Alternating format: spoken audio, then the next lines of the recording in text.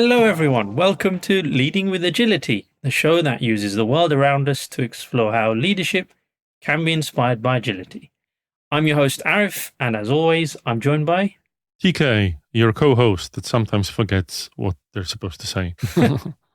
Hopefully not today, TK, but Hopefully so. Exactly.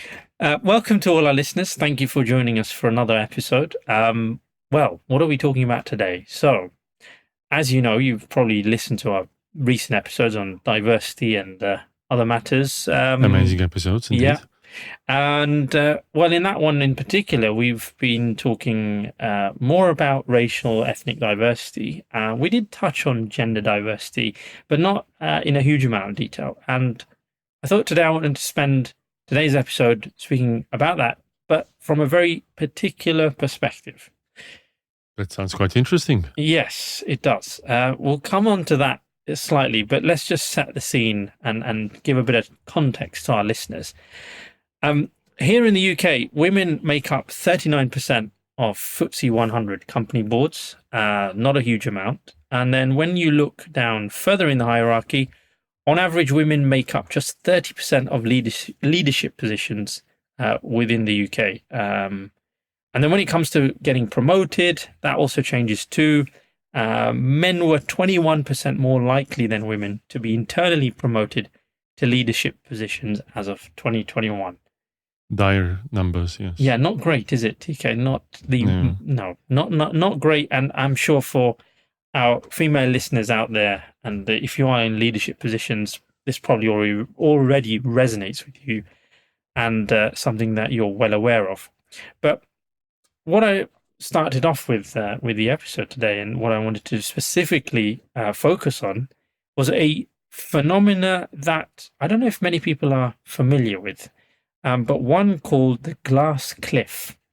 Now, I don't know if you've heard of this one, TK. What you know anything about I it? certainly wasn't familiar with it. There's a different glass fixture, ceiling, obviously, Yes. that many people are aware of, but the glass cliff, that's intriguing. It is, exactly, and you're right. So most people, as exactly you point out, are much familiar with the term glass ceiling, and then that really talks about this being a watershed kind of point within organizations that for women to reach when it comes to getting higher up the career ladder, etc. Right? But the glass cliff actually is something completely different, and it focuses or has its origins in female leaders, often in very senior positions, who make it to board level positions or C-suite positions, only for them to then be either sacked, fired, or made redundant, whatever, but mainly sacked or fired very soon afterwards. So yeah, not great, and a very fascinating phenomenon. I thought let's spend today's episode talking a bit more about that and where does this all come from? Why is it important? And I suppose we'll also want to touch on what's that got to do with agile leadership too. Yes, and I think it's quite an interesting phenomenon. I've been a bit cheeky because I've actually read up on what the glass cliff is. Of course. And in fact, very surprising that it has been going on for quite a while. Yes. And yet this particular term isn't popular yet. So maybe we can, spread the word a bit and get people more educated about what it is and how to deal with that. Very true, TK. Very true. Yeah, it's surprising, isn't it? And and on that point about how long it's been around, it's been around since 2005 when two researchers from the University of Exeter, Michelle Ryan and Alexander Haslam, coined the term. But there's an interesting backstory to how they embarked on their research to coin that term, and it actually comes from, would you believe it, some sexism, I suppose, if you want to call it that they noticed in a report in a newspaper. So let me tell you a bit about that. So back in 2004, I think this was, the Times newspaper, well known here in the UK, ran a report claiming that women are smashing through the glass ceiling of the country's top businesses. And they provided some data and said, look, women are doing really well and they're getting into those senior leadership positions.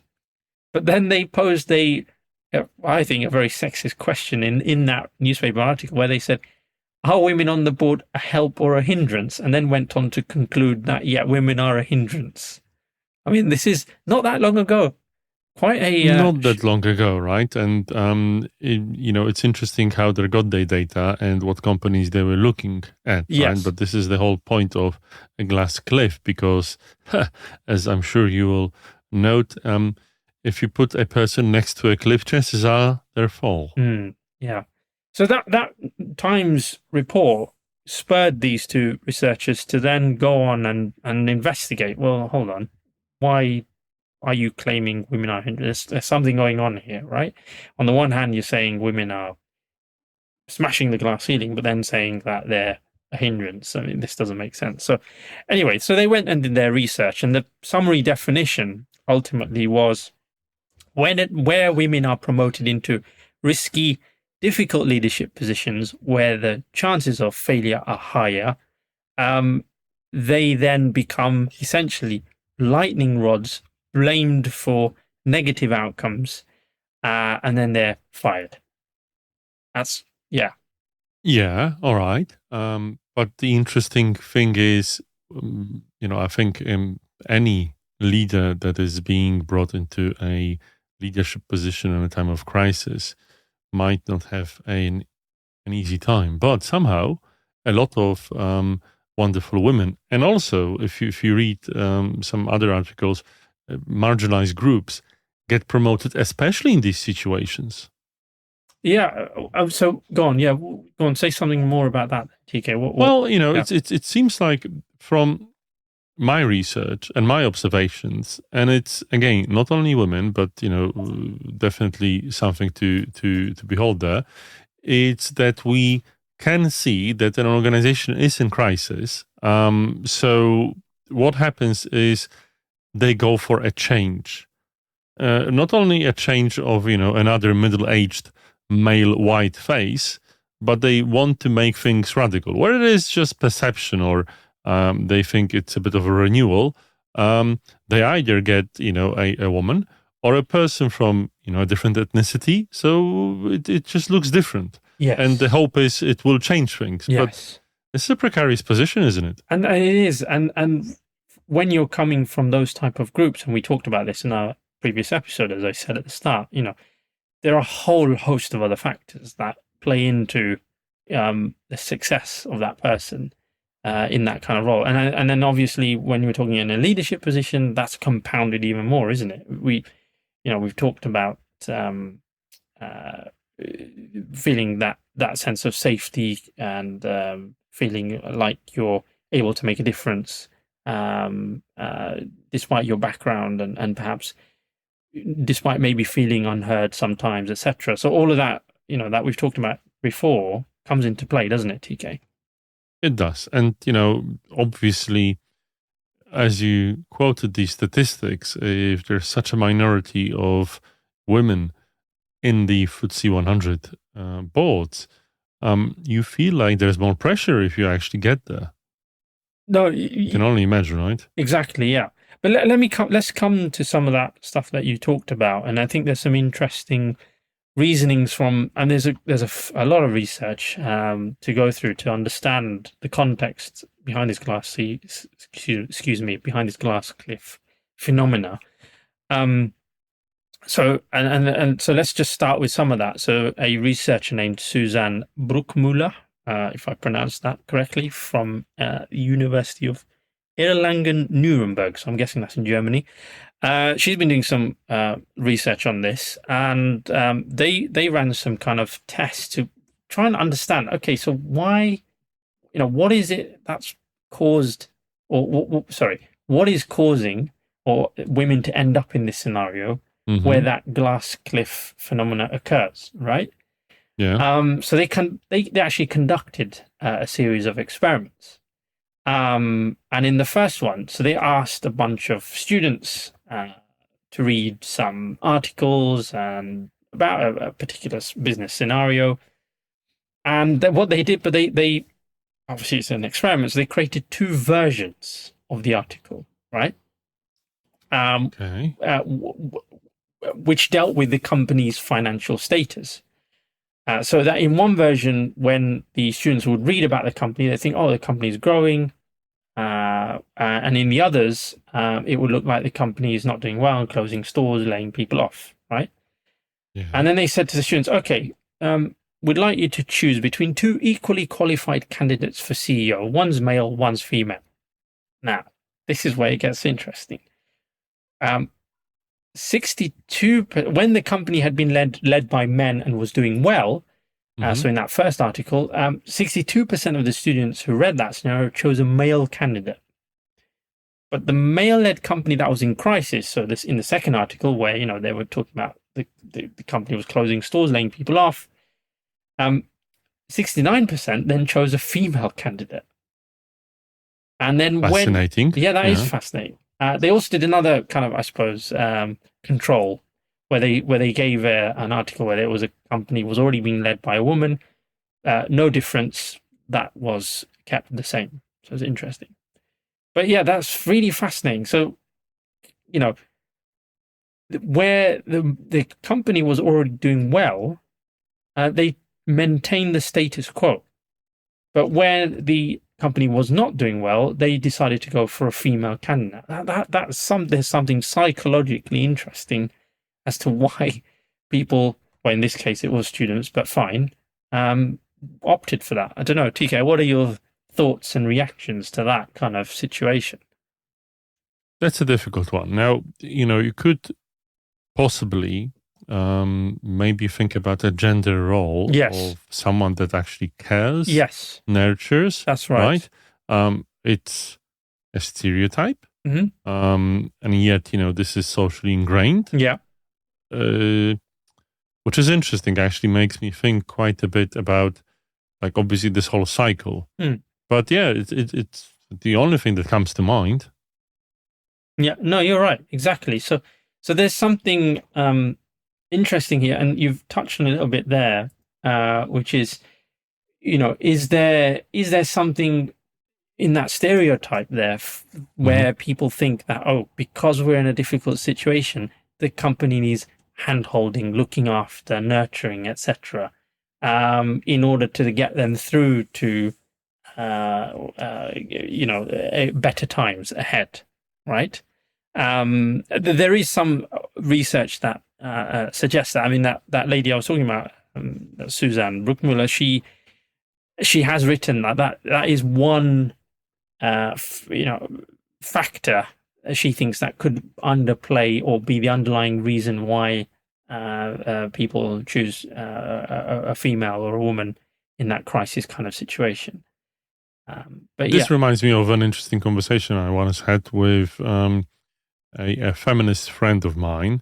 And what she said is that it's not about female leaders, women leaders adopting and being a leader in a male style, but actually female leaders practicing feminine leadership, which is a different thing, right? And this might be something that we're now discovering, reviewing this data in this case.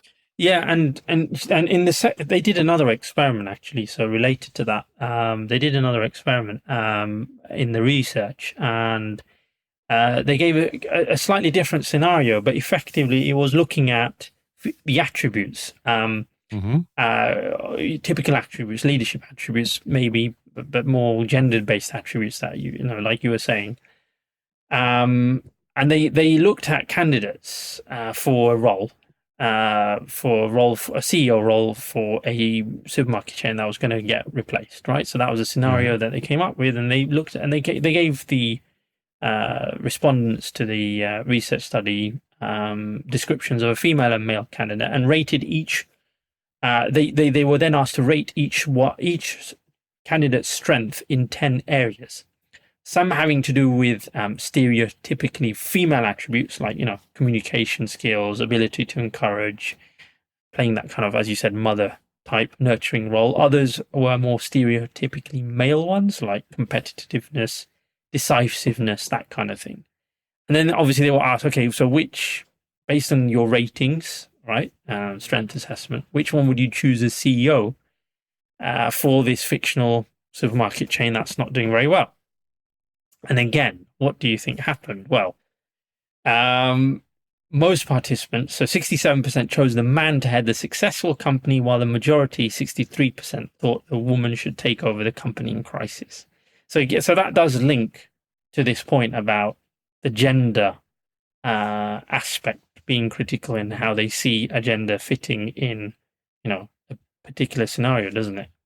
Yeah, absolutely. And again, we're confirming the same point. There's something there. But one could say that it can be a perception, yes, that's causing that. But as you've mentioned, the glass cliff is something that's caused by this particular, preference or stereotype or bias. There is other research that counters all of this in some way. Yeah. So from what I was looking at, there's two other researchers who interviewed. Now this is in America, I think, but they interviewed top execs at Fortune 500 companies. And then what they found was that women who reached the C-suite took risky positions throughout their careers in order to basically prove their own leadership capabilities. So, look, I can do this. I can be here. I'm as valued colleague as anyone else.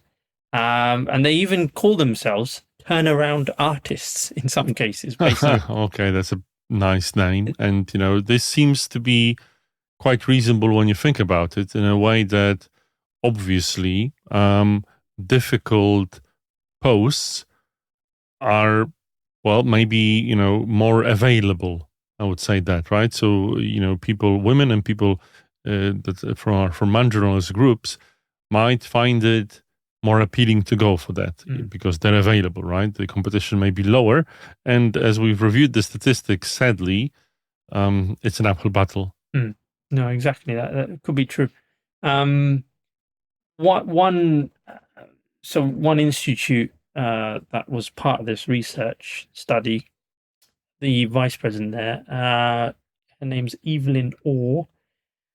She said there's a certain profile of person who is less concerned with what a challenge might mean for them personally if they were to fail. Now that's really interesting. So, like we've just had a whole discussion about actually, this whole phenomenon is about women then failing because they're no longer, they're not trusted enough to continue in the role. But this research is saying something a bit different. So I guess the picture is quite complex, isn't it? There's another company that I looked when I was reading up, and they were saying, well, if you have a company that's in trouble, it's something that you need. You want the right type of attributes of someone who can excel in a complex environment and manage all the different moving parts. And they were saying, well, women do better at that. Now, that's a perception that exists among hiring managers, I think, or boards, but maybe who are appointing women to these C-suite positions. Definitely an interesting perception, but we're dealing with perceptions here. A lot of appointments on these levels are ethereal when it comes to perceptions, so that's a very interesting one. And a lot of it is based on people's assumptions, stuff like that, which I find interesting. But there are obviously some high-profile cases where this glass cliff phenomena has occurred, right? And that's where this comes from. Of course. There was some that I looked at, like which was one of them, Carly Fiorina from Hewlett Packard, Kate Swan at WH Smith. So there are some phenomena. And funnily enough, Theresa May from a certain government. Yes, certain government. We can look at politics. Yeah. That was a whole Brexit scenario, wasn't it, TK? Yeah, well, let's say it was a bit of a crisis. It was a bit of a crisis, yeah. She was really set up to fail, I think, given all the shenanigans in her in the Conservative Party that led to that. But okay, not going to go into that too much today. In this episode. Not in this episode, no. But I just wanted to point out something. We've talked about Boeing I think at least twice now on previous episodes. So this Boeing is the gift that keeps on giving for us, I'm afraid. Still is, yeah. So back to that. It now turns out that Mr. Calhoun, who has handed in his resignation, he has, and I think together with the board, they've appointed the current COO, a lady named Stephanie Pope, to now clean up the mess that he's left behind him. So good luck, Stephanie. We hope you don't fall victim to the glass cliff anytime soon. Let's see if our podcast ages well or not. Yeah, exactly. So yeah, I mean that's interesting. So okay, we've talked a lot about all of this in terms of the background, the context, where it comes from, how it appears, what the data is saying. I think we should spend a bit more time talking about how to maybe deal with some of this phenomena. But before we do that, I think we should take a break, TK. So we'll be back in a few moments. Take a break.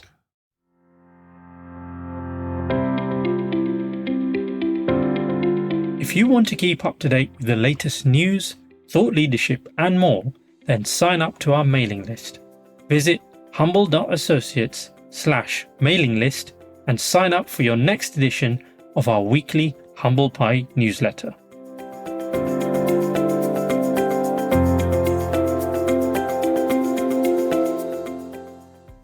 And welcome back to the podcast. And as I was saying earlier, before we went for a break, we were looking at some of the existences or scenarios where this glass cliff phenomena has occurred. And then we were just going to start talking about maybe how to deal with it and some of the challenges around it. So, yeah, TK, I don't know. Do you have any thoughts to kick us off? I've got some. I wanted to go through them, but I thought, do you want to share some ideas and thoughts of your own around how do you remove some of this thinking that leads to the phenomena occurring? What do you think we can start with?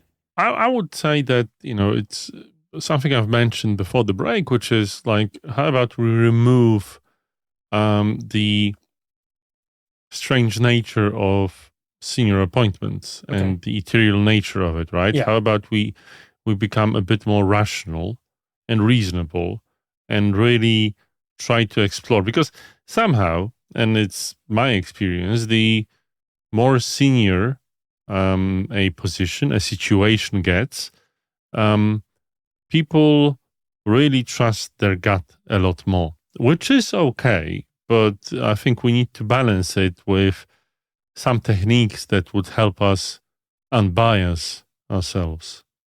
Okay. Yep. Interesting. I mean, I think a lot of this is probably what you're alluding to is quite structural, isn't it? And it's been processes and structures that have been in place for decades. I don't know if you want to go back Industrial Revolution, but a long time, and so there's a lot to unpick, shall we say? Yes, and okay. Well, what did you have in mind? Because if we're going that far, I'm quite interested now. I wasn't planning to. No. I was just, I guess, making the point that this is quite heavy stuff, and we can't solve it overnight. And I'm not saying we've got the answers here in our podcast, but yeah, So so challenging biases, right? Say again. If there's a bias that we need to challenge, what techniques do we know to help people think differently in these situations? Exactly. That's it. I think that's where I wanted to go with a little bit, is around this idea of, I mentioned it earlier, status quo bias, right? So what you see in some of that research study that we discussed is obviously when things are well, no one wants to change anything. There's no imperative, or there's no incentive. Oh, well, we need a different type of leader. I mean, we've had a male leader all this time. Well, let's hire another one, right?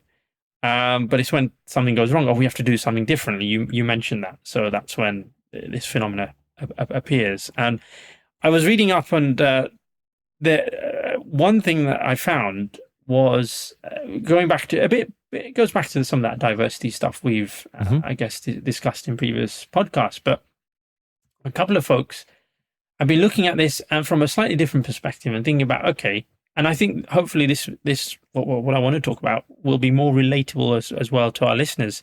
because this phenomena, from some of the other reading I was doing, appears in lower levels of the organization as well. It's not necessarily just the C-suite. It could be more middle management. I would imagine, yeah. Yeah. So this is probably something I think all of us have the ability to do something different about, and especially if you're a leader listening to this.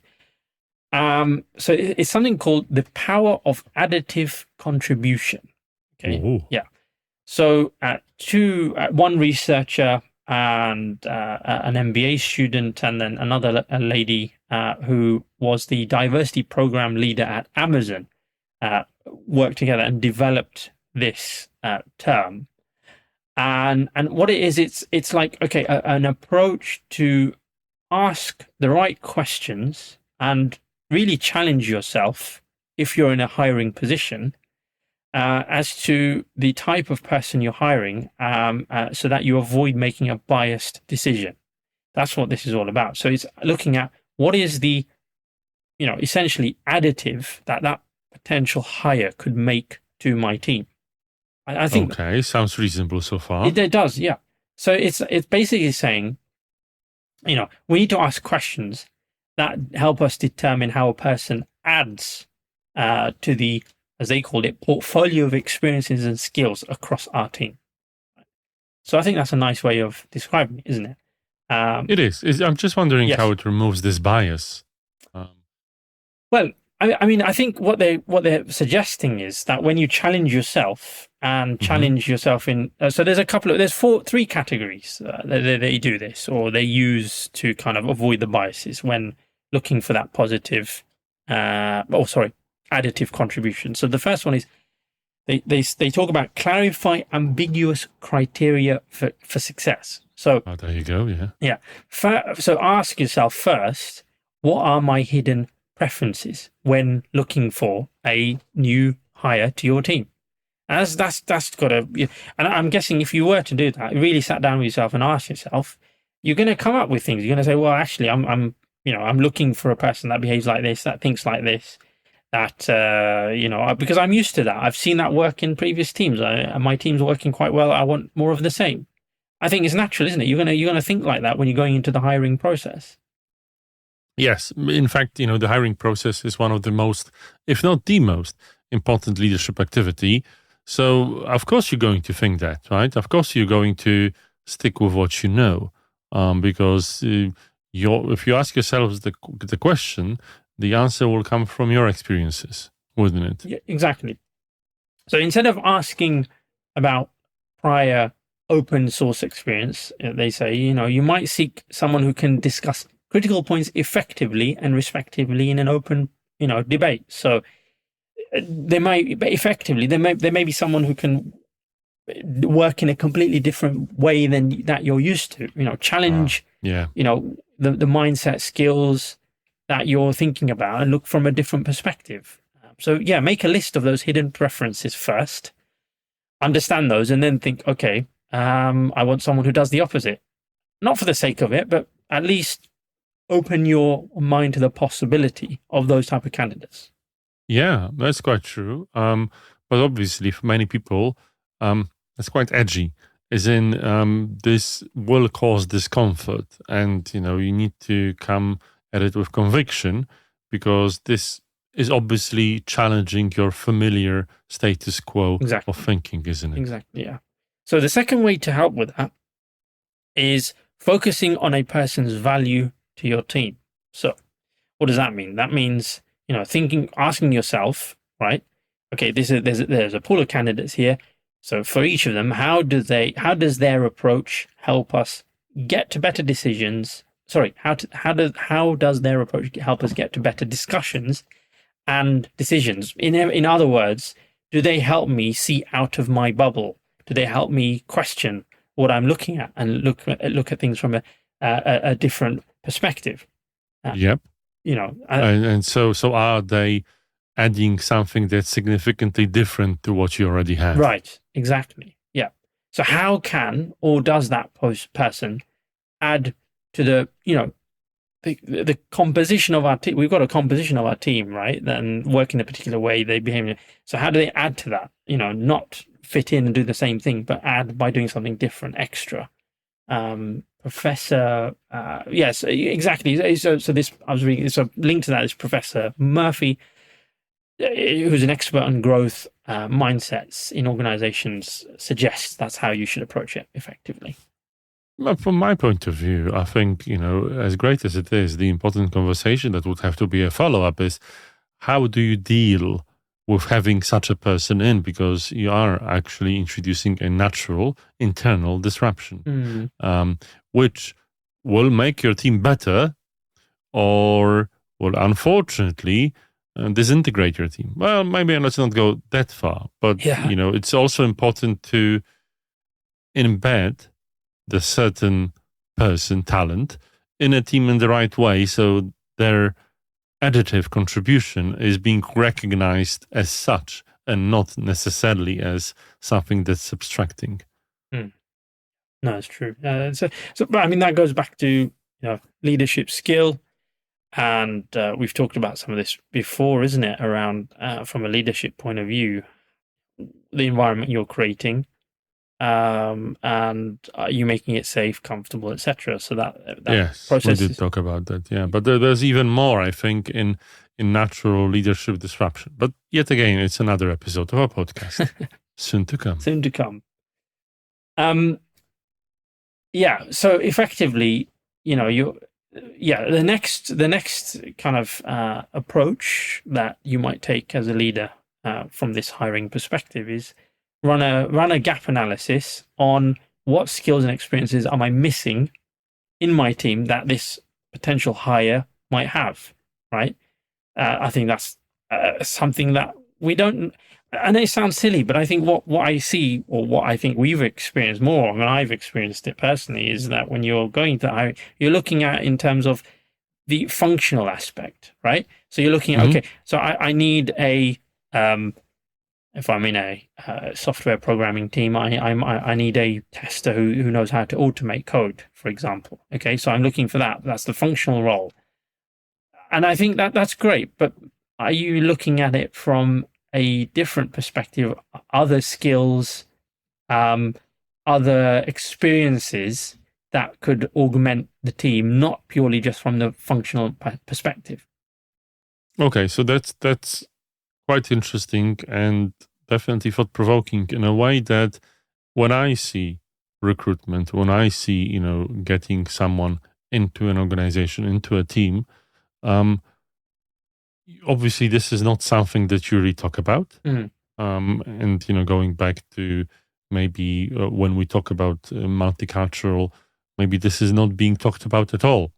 And it's interesting, Arif, when you talk about that many cultures and organizations focus on this functional skill aspect of talent being brought in.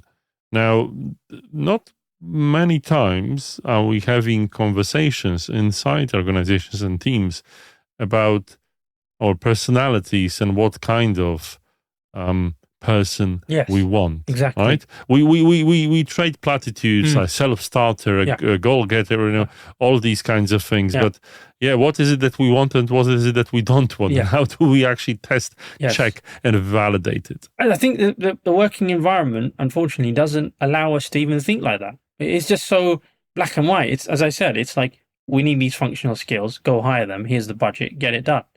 Oh man, sounds like, corporate myopia of zombies. Yeah, but it's actually the reality most of the time. There is a bit of a case study I want to come to in a moment, because this links quite nicely. But before that, let's just round off these kind of ideas or these categories of thought that you want to go through for hiring. So we've talked about gap analysis that we just mentioned.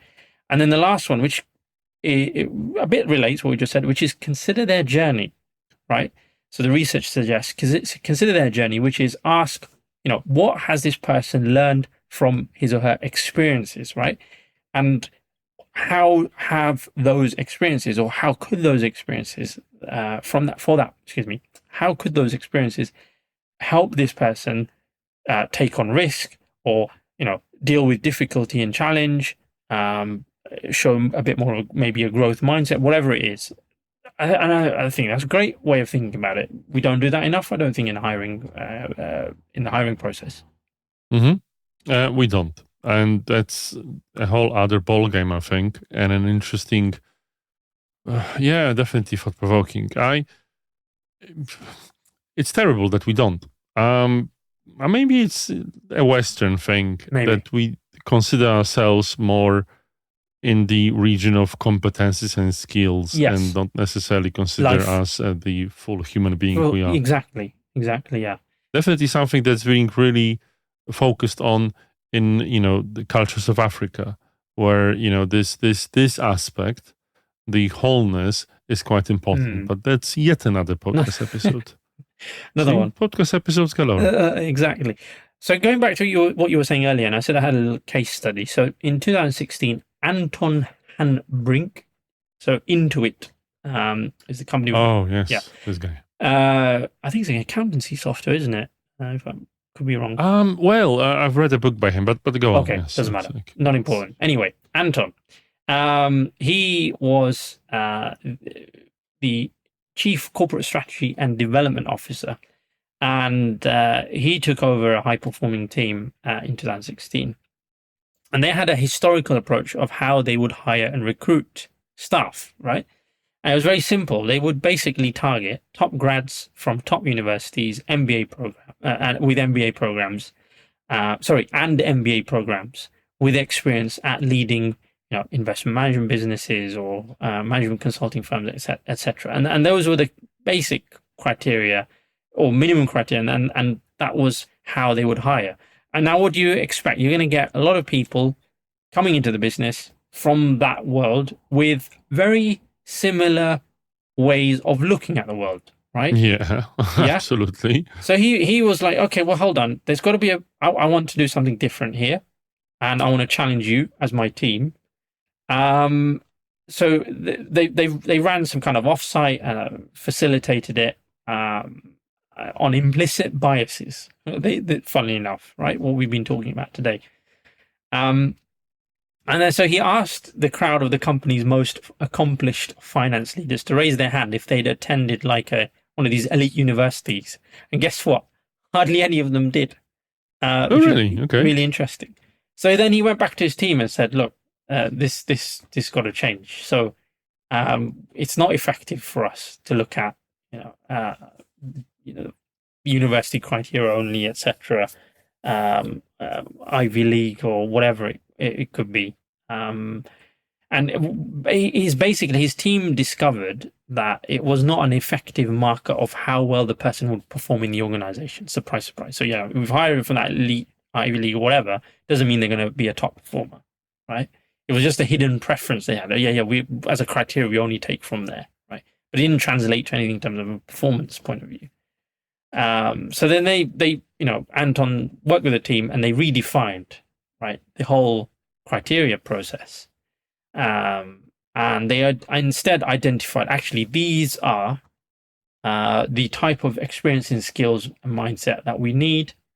And then they restructured everything. So they hired from that point of view rather than this kind of view of we need people from this university. So there you go. Quite interesting, isn't it? Well, that definitely helps.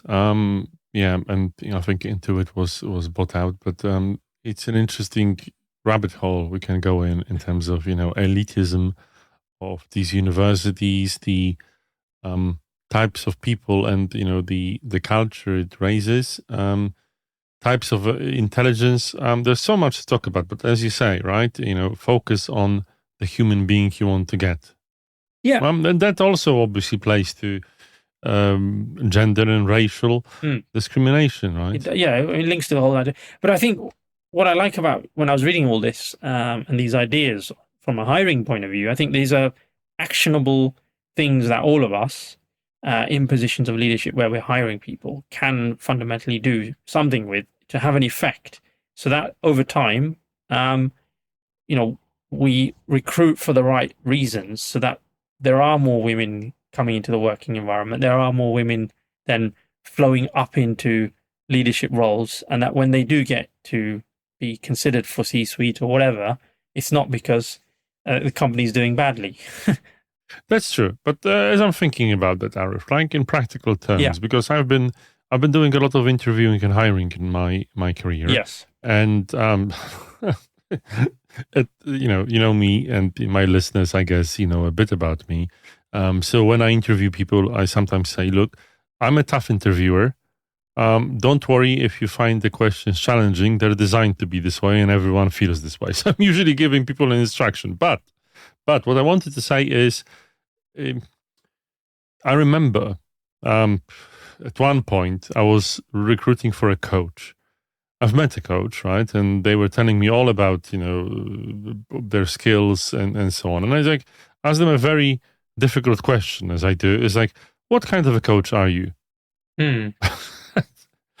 And this is the type of a question that checks for someone's personality, soul, and the kind type of a person they are, right?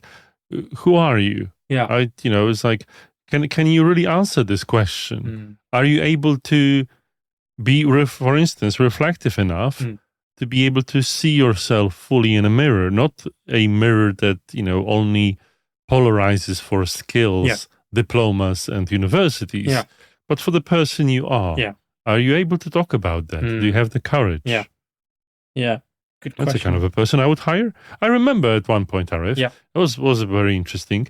I was hiring a team facilitator, so a person that helped teams in a certain way of work, and I've asked them about what they were all about, and they said that they're really into transparency, and this is the most important thing, right? And I was like, okay, well, tell you what, I'll throw you a bit of a difficult pass, a curveball, as they say in America. If you're so much into transparency, what is it that you don't want me to know?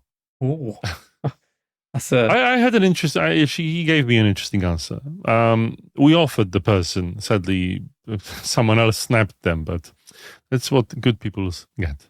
Wow, amazing, really good. And on that point about, I think you touched on a little bit there about the awareness, right?